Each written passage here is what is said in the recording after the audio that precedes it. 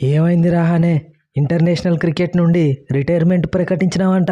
అవును ధోని అన్న, ఒక్క ఇంటర్నేషనల్ క్రికెటే కాదు, all forms of cricket including IPL retirement ప్రకటించేసిన. ఏంది తమ్ముడు, ఇంత చిన్న వయసులో రిటైర్మెంట్ ఇచ్చేసినావు? ఇంకో 2-3 సంవత్సరాలు ఆడాల్సింది కదా.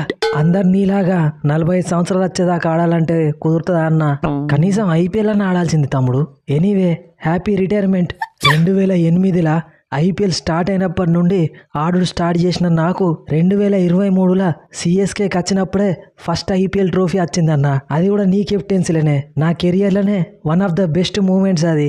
2023లా మనం ఐపీఎల్ ట్రోఫీ గెలిచినామంటే దానికి వన్ ఆఫ్ ద రీజన్ నువ్వు చేసిన అటాకింగ్ బ్యాటింగే. 326 రన్స్ కొట్టి ఎక్సలెంట్ బ్యాటింగ్ చేసినావు తమ్ముడు. 2017లో కూడా మన ఇద్దరం కలిసి రైజింగ్ పూణే సూపర్ జైంట్స్ ఆడినప్పుడు ఫైనల్ దాకా పోయినావు. ఒక్క రన్నుతో ఓడిపోయినావు. అది కూడా గెలిచేది ఉంటే మన ఇద్దరం కలిసి 2 ట్రోఫీలు గెలిచేటోళ్ళం. రోహిత్ గురించి తెలిసిందే కదా రహానే, మనం ఎప్పుడు ట్రోఫీకి వెళ్దామని ఫైనల్కి పోయినా మధ్యలో వచ్చి పుల్ల పెడతాడు. Anyway, once again happy retirement Rahane. International